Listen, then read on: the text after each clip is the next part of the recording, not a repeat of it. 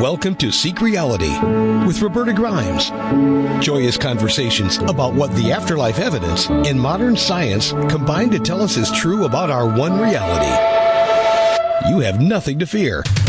You are eternal and you are perfectly loved. Knowing the truth changes everything. Now, here's Roberta. Welcome to Seek Reality. I'm Roberta Grimes, and I'm so happy you're with us today. Oh, my friends, our guest this week is here for the 10th time. He is the wonderful, sweet, delightful, terrific Father Nathan Castle. I just love this man.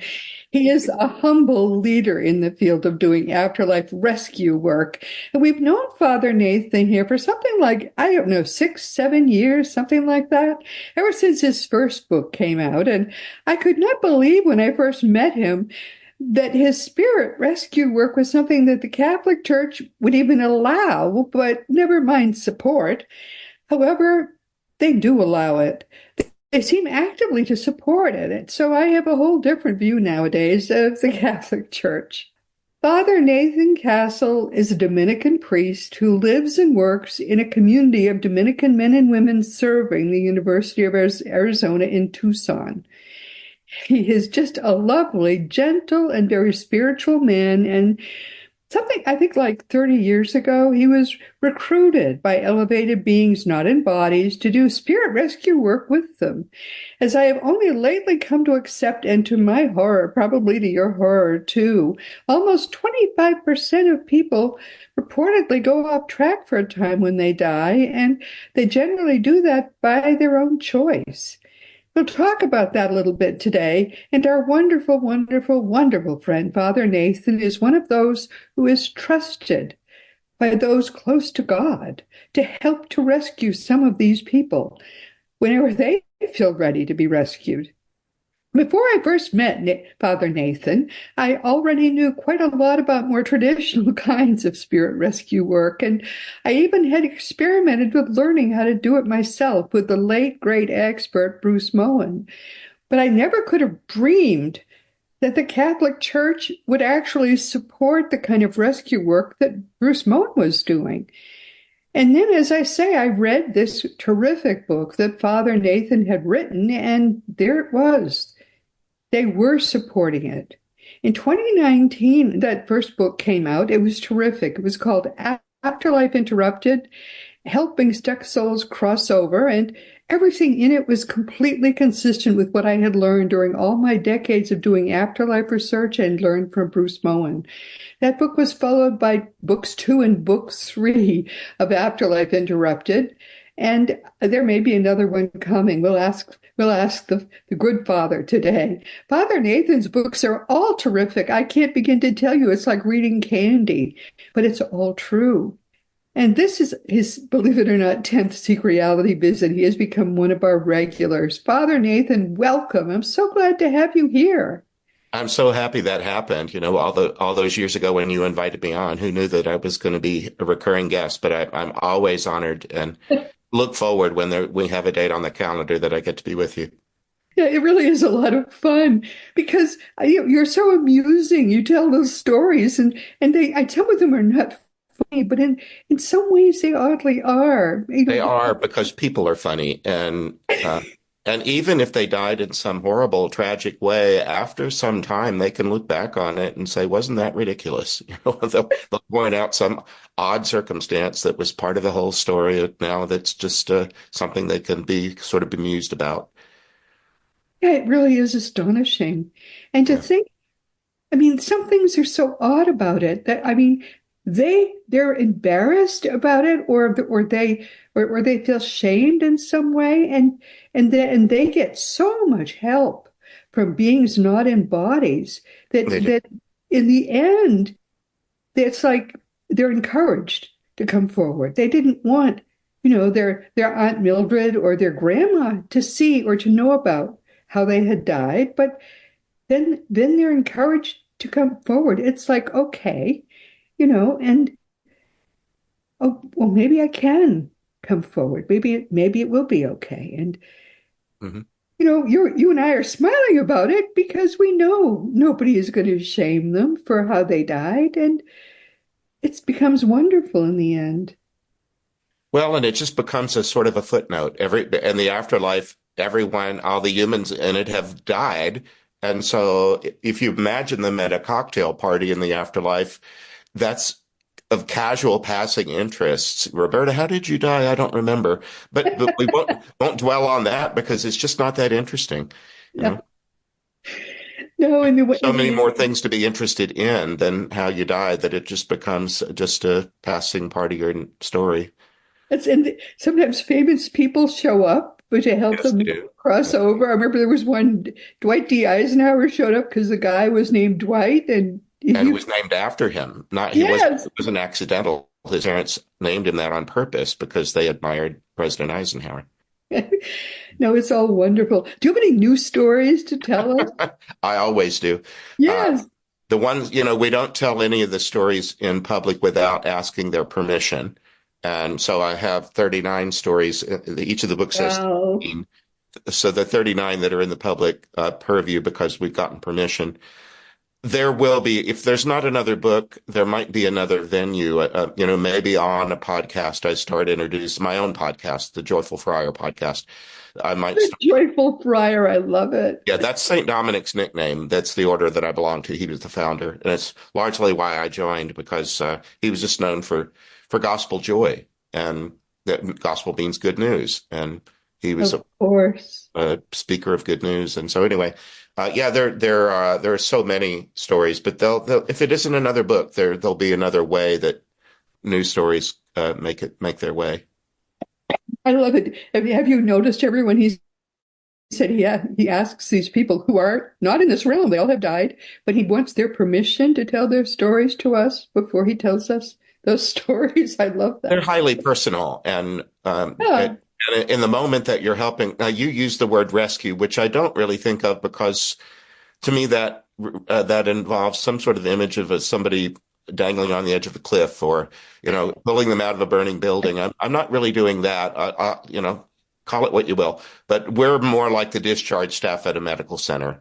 That they were once in right. trauma. They gotten the help they need because of the care of other. I call them angels.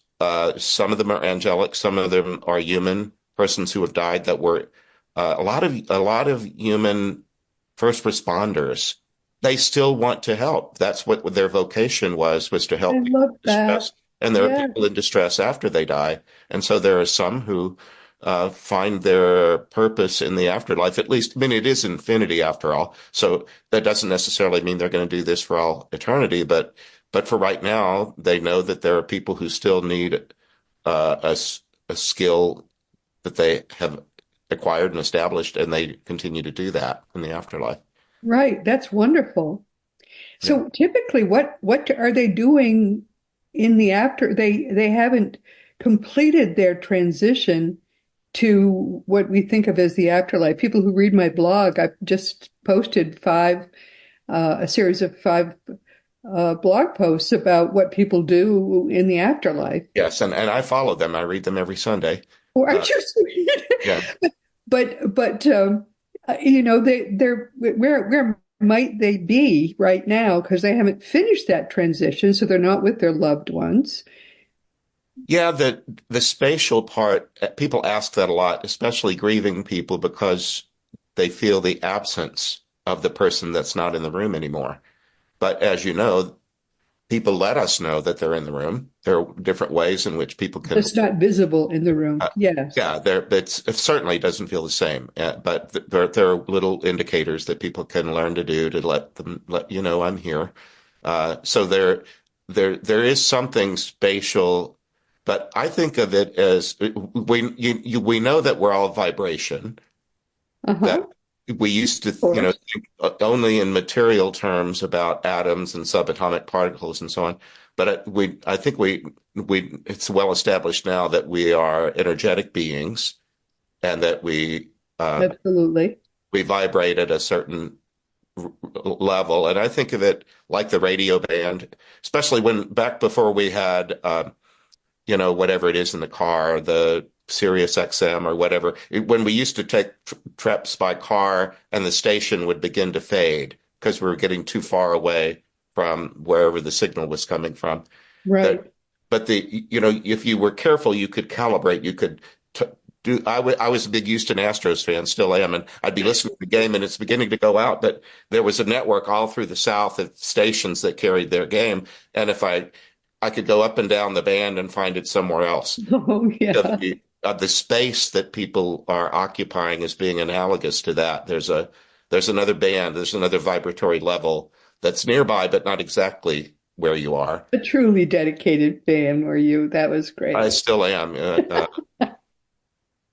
Where the World Series is about to start later, and I'm only casually interested in it because my team's not in it. But anyway, I think of the space being something like that. There's a place where this at 95.7 on the dial, this is where that lives, and then there's somebody above that and Oh somebody my above that. goodness. I don't know. It's just my guessing. Oh, that's funny. But so these people are do they sometimes get together? They're Yeah, they do. They just for people that might not be familiar with the work that my prayer partners and I do. I receive a dream during the night about once a week. I had one last night, and I keep a journal on the nightstand just in case I get a visitor. And they come into my dreaming, but they're not my psychobabble. They're not my recurring, musings in the night. There's somebody moving in with their own material. And very often they show me how they died. They do it without, like the person last night was murdered, but they make sure that I'm not terrorized. So I'm not having nightmares. They wow. they Yeah, manage to great. convey what happened, but they can do it in a way that's buffered or somehow doesn't harm me. Phew. Uh, Otherwise, that could kind of be an alarming way to live your life, having well, it nightmares could, and it of sounds like real it would be murders. awful, but it really isn't. And I pray for them for a little bit, and then I tell them I'm going to go back to sleep now. And but very soon, don't go too far because prayer partner and I are going to be asking for you to come near us, and we'll help you work through whatever it is you need to do. But we've learned a long time ago that we're not at the front end. We're not in the emergency room. We're not really in the counseling office. We are the people that are at the door helping you out because you don't need this anymore. You've healed to the point where you're ready to go on to the big adventure. So these are people who are ready to move on. They've been vetted and they've been there. I use the language of guardian angel. It's what I grew up with. Others might call the same thing a being of light or a spirit guide or something else. I just use guardian angel because I think it fits. Uh-huh. That they've been a life companion with you all through your life on earth. So they have a perspective on you that no one else does other than God. Uh-huh. And so they know what the wallpaper in your nursery looked like because they were there. Uh, and so they have Absolutely. all kind of knowledge of you. They're not omniscient. They're not all knowing, but they have a very comprehensive knowledge of you. And so they stay with you because you still need help, the population that I deal with. And eventually they can stand down and go do an angelic vacation or something. They still love you, but they don't need to guard you the way that they did. Uh, Right. um, Absolutely right. but for right now, they often will lead their person toward us and say, we need to do a movement and you're one of the options and we chose you. So What an honor. How precious your life is to these people. well, they've said that I've heard different ones say your method is so reliable. And because the person that I guard has been through trauma, we don't want big surprises. Of course. We want something that's predictable and stable. And we have a method that we stick to that accomplishes what they need to do, usually in about a half an hour. And much of that is just breaking the ice with each other, getting to chat up each other a little bit the way that you do with someone that you're meeting for the first time. But what a one it's not even an honor. I mean, it's a precious gift to you that they're telling you It's that you are this I struggle for a word, this saintly person, this dependable person who is using this gift that God has given you I to, think of it in servant language, which is common to those who follow Jesus, but yeah, yes, we're at the service. And, yes, uh, and but it's not all over the map either. It's really, that's why I call it being like the discharge staff. In a medical center, the person who works there on the discharge staff reports to the same spot each day. They don't roam about. They pretty much they maybe they do, but the point is they help people out the door who don't need the kind of level of care that they have needed until now, and they're ready. They might not be a picture of afterlife health, but they certainly don't need this level anymore, and they're ready to go on to something better. That's what we help. the impulse is when you're serving Jesus, the impulse is to be very humble. I understand very much that that is the case. Yeah, all of it is received. I mean, you just have to receive love, magnify it, and give it away. That's my mind. Yes, yes, but it's you really to serve Jesus is a very, very precious gift. And I think of it as serving Jesus, the universal Christ, the anointed one who is larger than any religious affiliation, Yeah. at least Jewish. And so there's no denying that. So those two world religions both have some, claim to his involvement. But I think that Christ just means anointed one.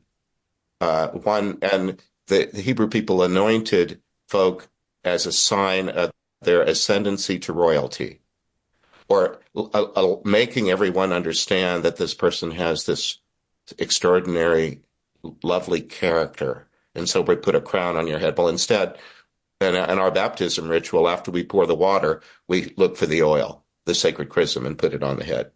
Mm-hmm. So everyone who's been baptized, in my understanding, is anointed. That's what that means.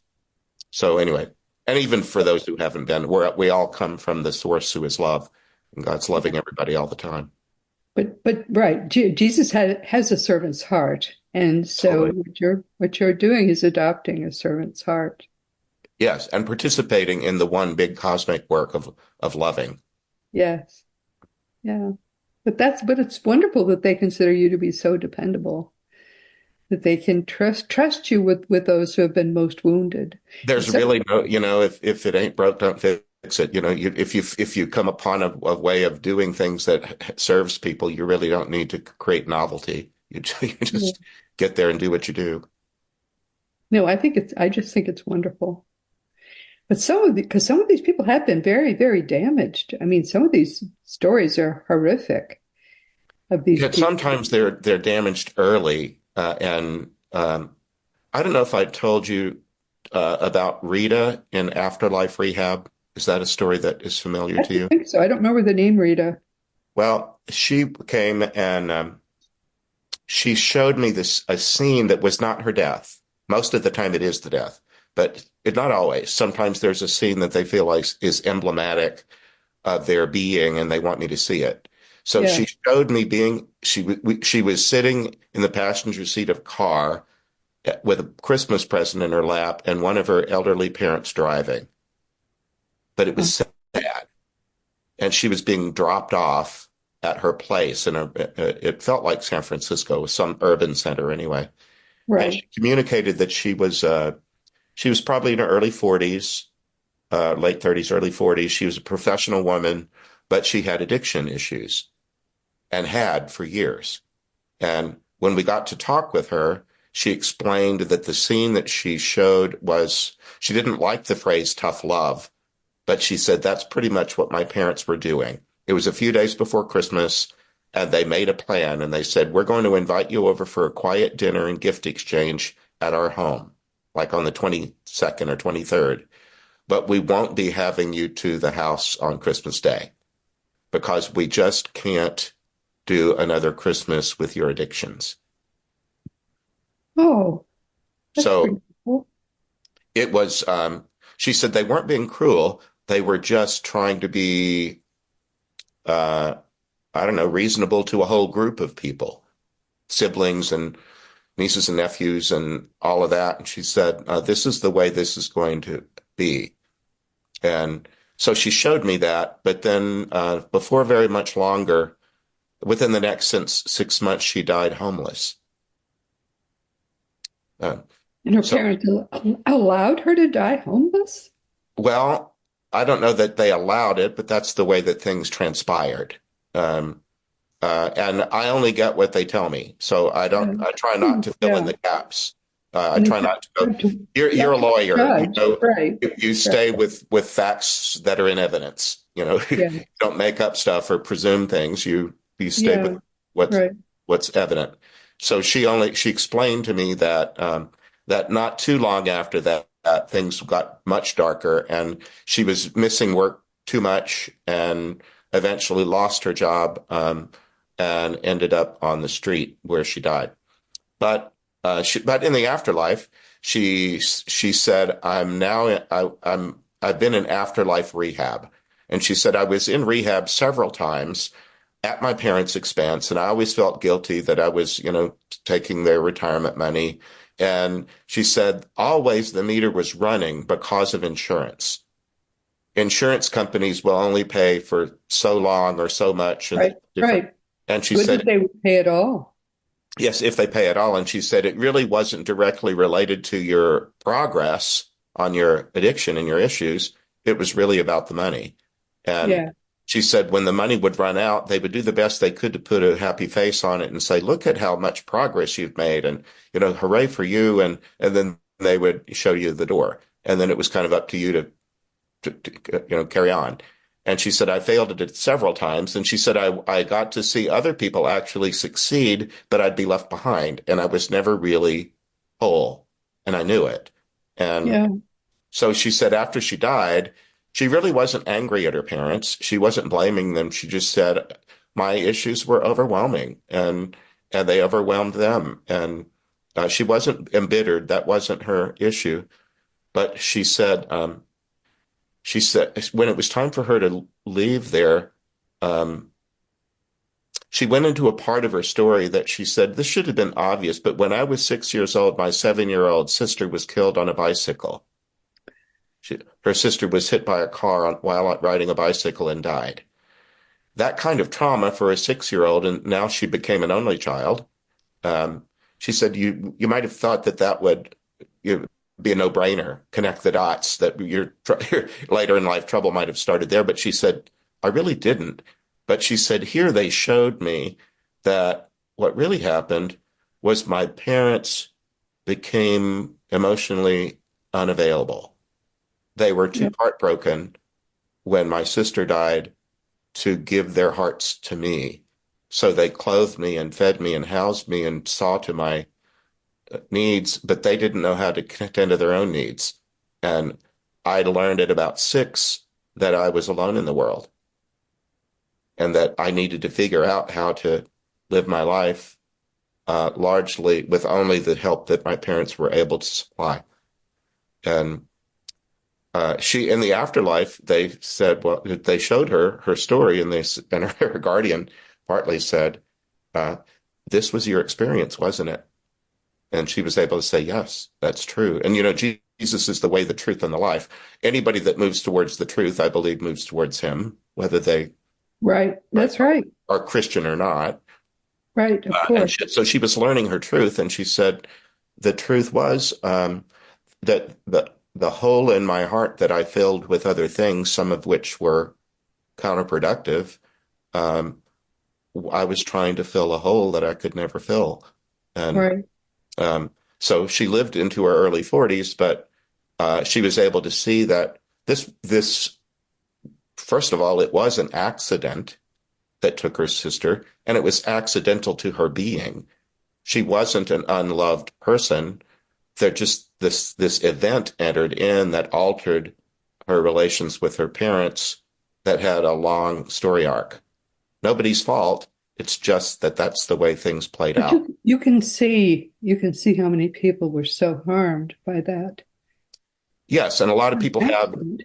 issues like that. And Yes. um, so anyway, she did die homeless and addicted, but I believe that any efforts that we make at counseling, therapy, anytime that we try to understand ourselves better in order to be whole, I think that's cumulative. Of course. Even if you do seem to fail at it, or you're shown the door because of the insurance. I just think that any work that we do on our heart and our being, it matters, and it builds, even if it doesn't look like it's succeeding. So she got into this afterlife setting where they just helped her, and she said, "It's so nice to be in a place where I'm not costing anybody any money." That meant a lot to her. Right. And she said everything that people say, they don't give you a new medication and wait 2 weeks to see if it works. They don't No. have to, they don't have to test things like that. They just know what will work, and then they just need to match your receptivity to what they want to give you. But Right. those have to converge. Sometimes people want to be helpful in ways that a person isn't ready for. And Yeah. But then at the end of it, she had the advantage of not being angry at her parents. She had compassion for them because they lost a daughter tragically, and they were doing the best they could to handle the complexities of having her in a family network. And she said they weren't even being cruel at Christmas, although I interpreted it that way.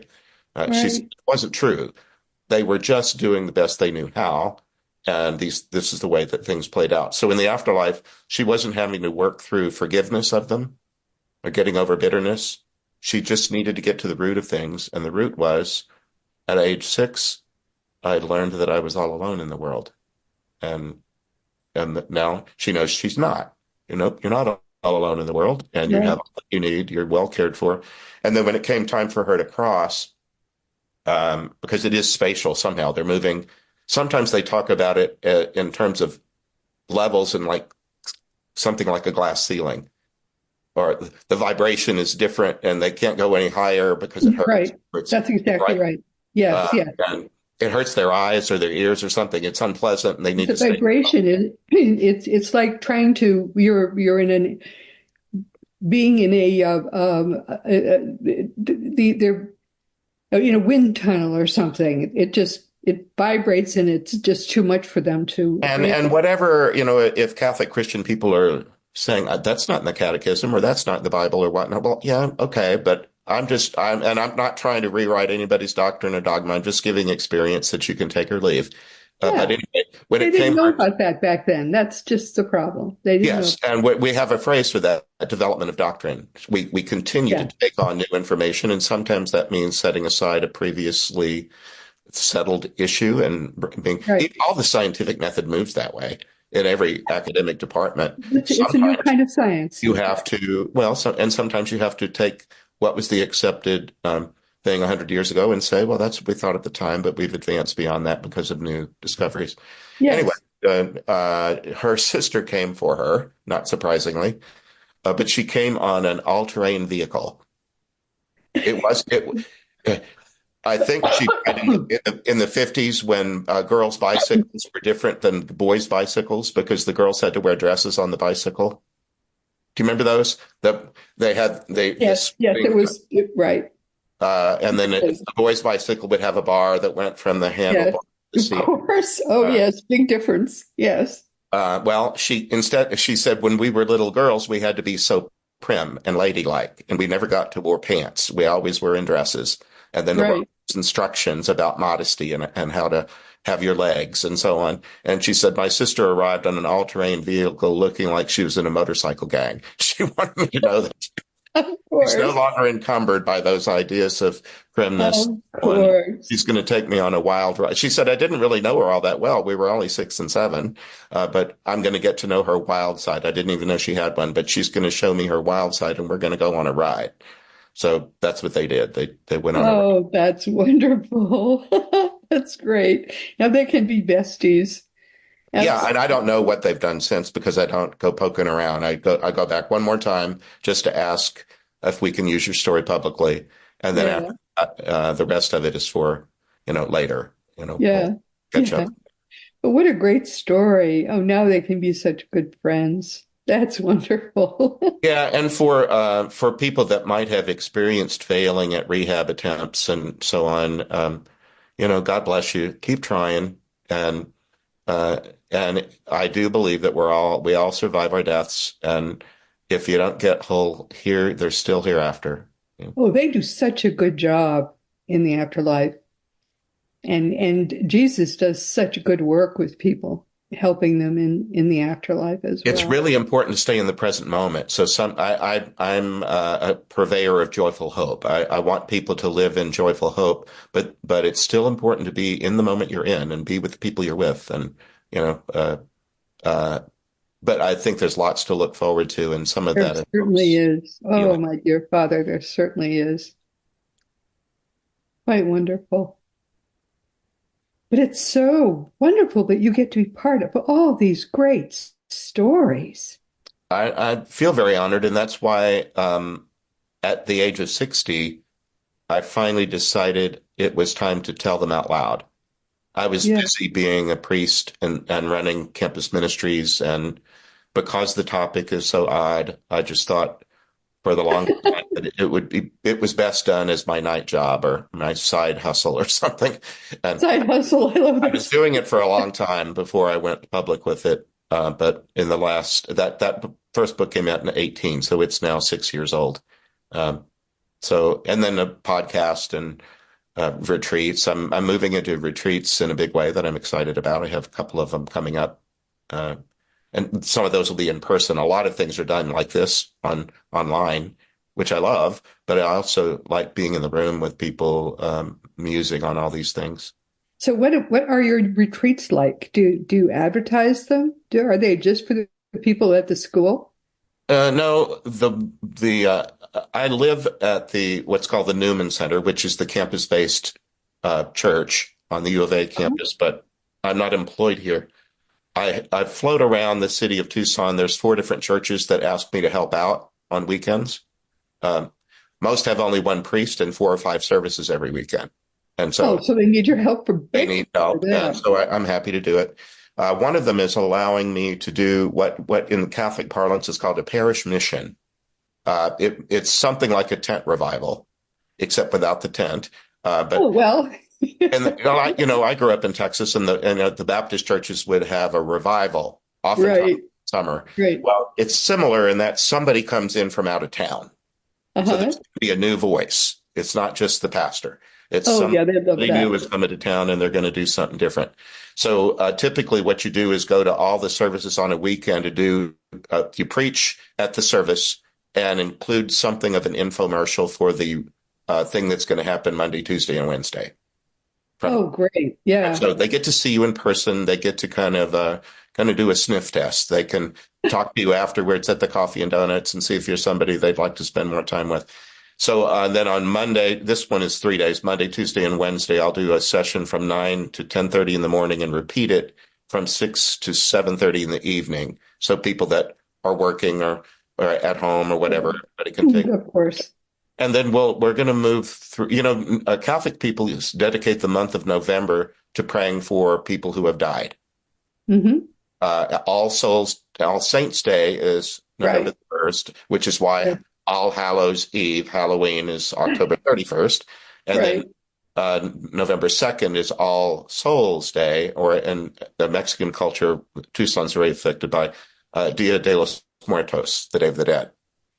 Yes. But for the month of November, we concentrate on praying for the afterlife progress of persons who have died, including your own loved ones. And very often in Catholic churches, the people who arrange the flowers and the decor inside the church building invite you to bring photos of your loved ones, and they create like collages of them that are in the worship space, so that we're reminded to pray for these particular people throughout the month.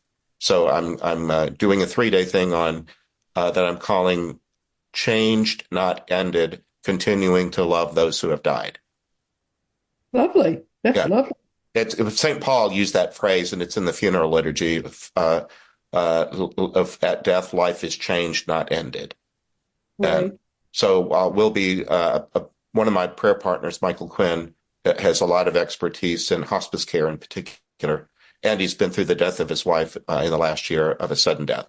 So he also has that part of his own story. He's going to help me with that, and then we'll beta test it. We'll do it this time, and then if some other place wants us, we'll take the evaluations we get and then try to improve it.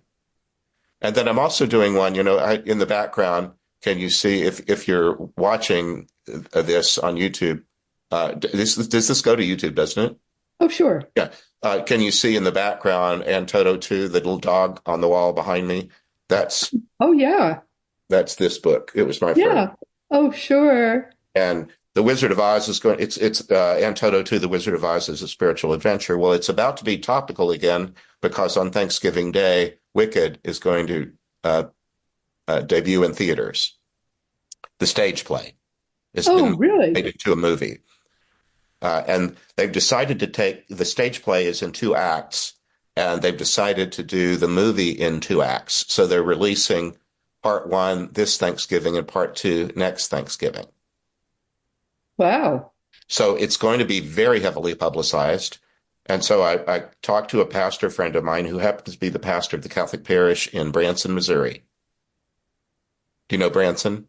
Of course. Everybody knows Branson. For everybody who don't, it's this unusual town in the Ozarks that built itself around performers, many of them late in their careers, who don't want to do all that travel anymore, who can stay in one spot and have a theater where 5 nights a week or however they organize it can offer their talents to a population that comes to them for that reason. So Branson is this unusual small town with lots of entertainment going on in it.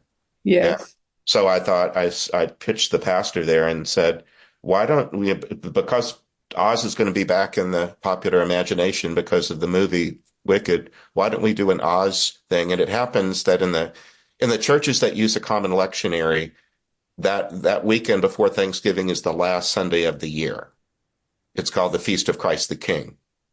And then the Sunday after Thanksgiving this year is the first Sunday of Advent, when we start the circle all over again. Oh, so it's right. That's right. That's right. Yeah. So I don't know if you ever belonged to a church that was based on that kind of a circular sense. It's been a while, right? Well, it's the Episcopal, the Lutheran, Methodist, Catholic, Orthodox, all those churches follow that circular pattern. So I'm going to be there at the end and the beginning. And so the Oz story has that all over it, starting out and ending up back where you came, but different than you were before you left.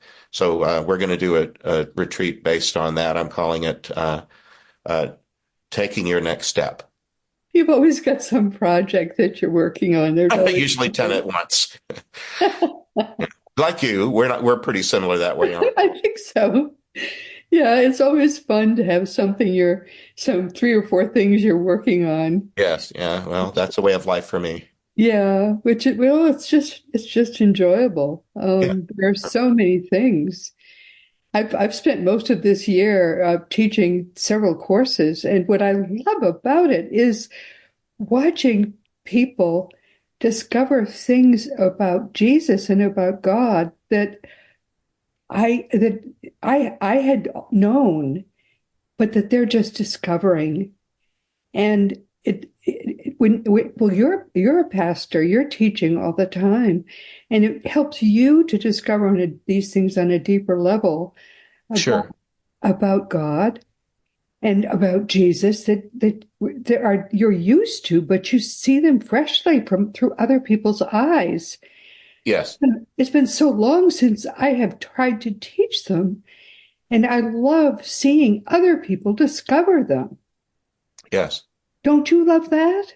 I do. And in fact, I'm a member of the Dominican order, and we have what we call the 4 pillars. And one of those is lifelong study, that you never quit learning. And in order to learn, you have to have some humility about you, or you think you know it all before. No, yeah. That's exactly right. Yeah. It's humbling, but it's joyous. Yes. Of other people learning things because you've exposed them to those things. I don't see myself as teaching them. I see Jesus as teaching them, but I exposed them to those words because the Bible is a thick book. Even the Gospels are thick and intimidating unless you helped people find those words. Yes. when we do that follow up, that where we get permission from people to tell their story, very often there's some kind of updating. So what have you been doing since you crossed over when you went on that ride on that that all-terrain vehicle? What happened after that? Well, very often we learn that people want to go to school. They want to learn, for one thing, about the body that they're in because it has a different physics than the one that they were in before they died. Right. They want to, and they know it. It's analogous to, the first several years of life in this body, we had potential to do things we didn't know how to do yet. We had Yeah. to acquire language. We had to learn how to stand and crawl and walk. And and then later, how to write your name we have a lot of capacities that we haven't actualized. And in the Yeah. afterlife, people will say, well, I want to learn more about that. And oftentimes it's related to something in their career. They might have had, different vocational interests here, and they want to know, how does that apply over here?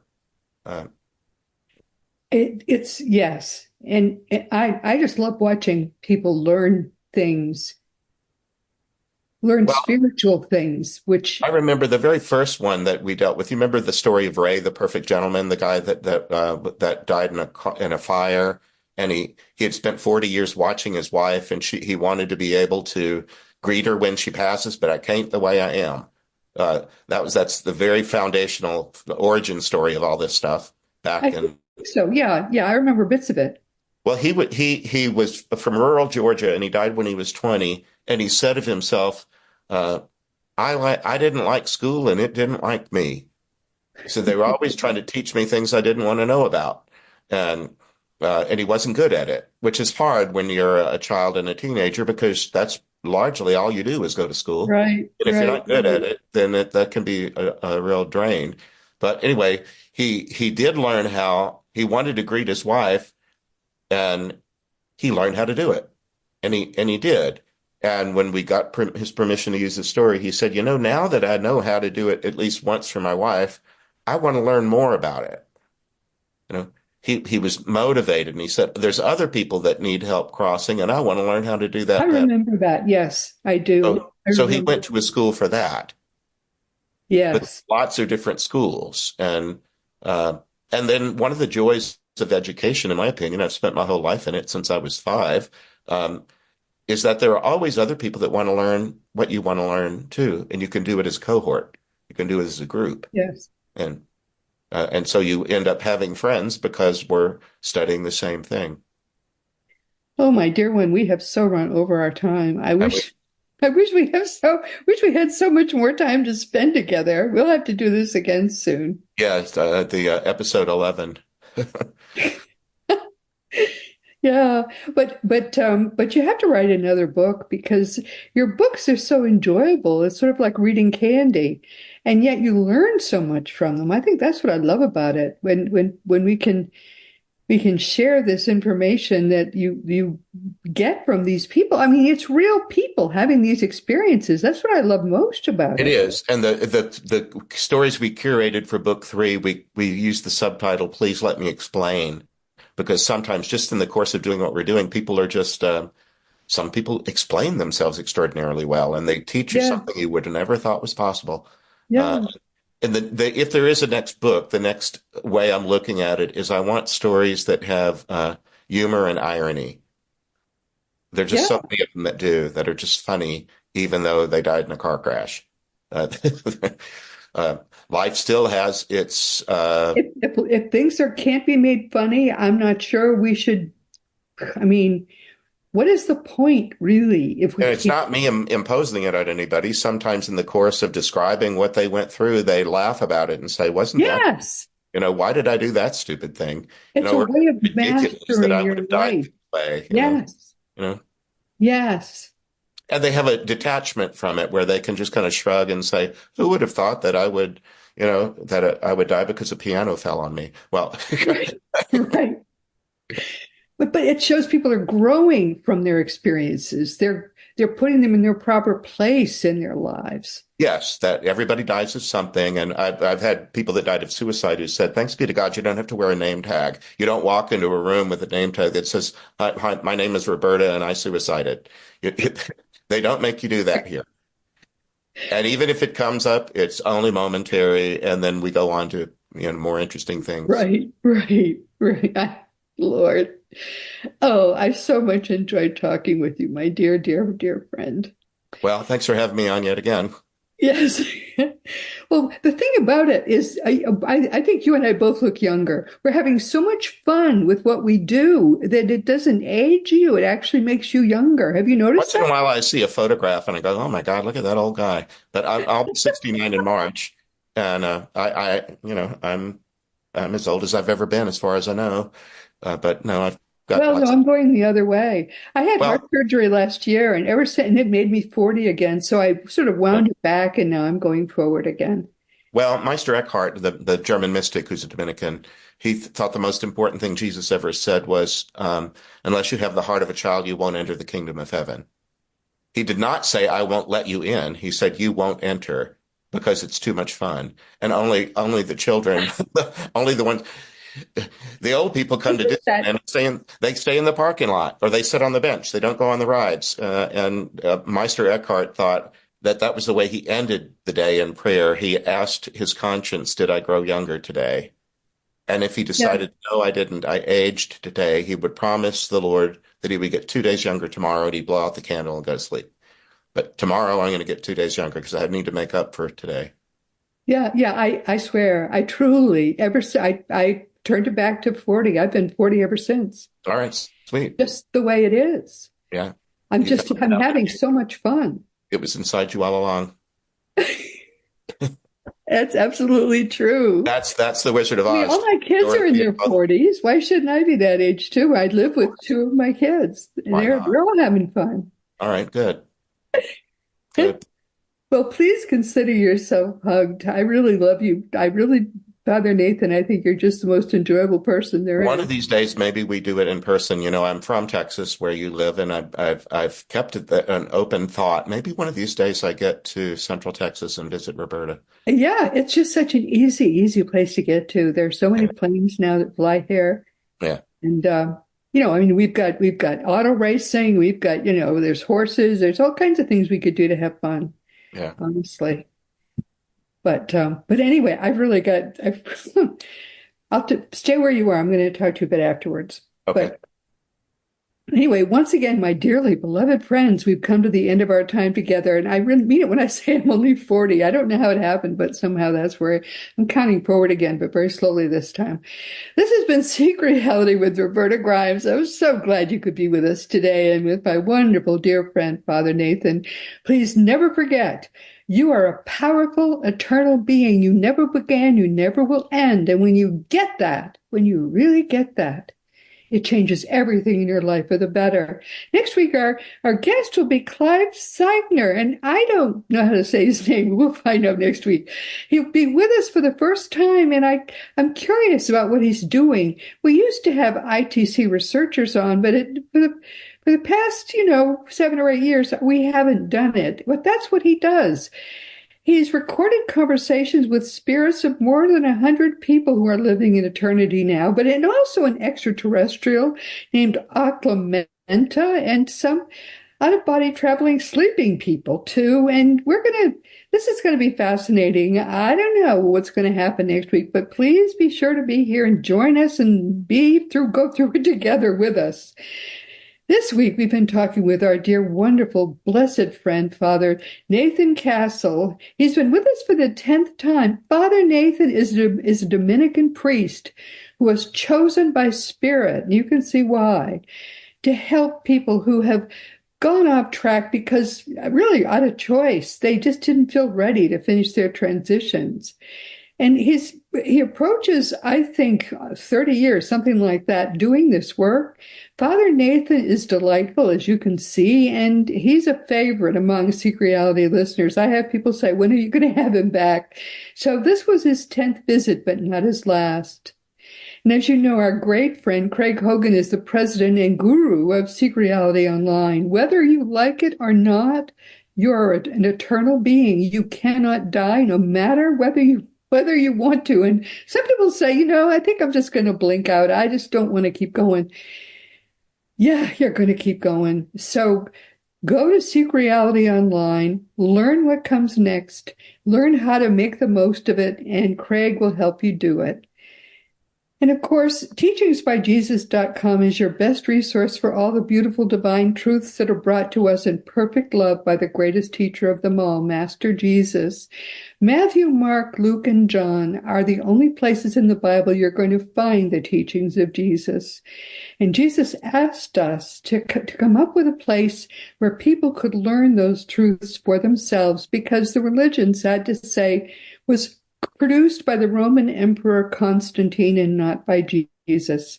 It's dying now, and as it dies, Jesus' original choice for how people could learn it, which was actually not with fear involved, not with you better behave yourself or you're going to hell or anything like that. Jesus had his own way of doing it, and now we're going to try to help him bring it back. And we're going to bring Father Nathan with us because we love him so much. Anyway, teachingsbyjesus.com is just the beginning. And as you know by now, my own nonfiction books are Liberating Jesus, My Thomas, The Fun of Dying, The Fun of Staying in Touch, The Fun of Growing Forever, and The Fun of Living Together, The Fun of Loving Jesus, too, Embracing the Christianity that Jesus taught. For young children, there's The Fun of Meeting Jesus. You can order all these books through bookstores, on Amazon, or Barnes & Noble. And if you want to talk about any of my books or anything at all, you can always reach me through the green contact block on robertagrimes.com. And that's about all I have time to say today. But meanwhile, this has been robertagrimes.com.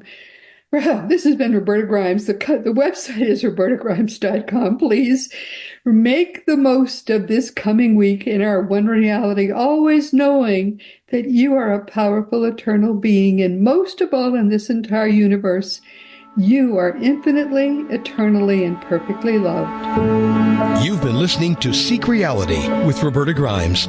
Roberta blogs and answers questions at robertagrimes.com. Join us every week as we explore what the afterlife evidence and modern science combine to tell us is true about the one reality we all share. Knowing the truth changes everything.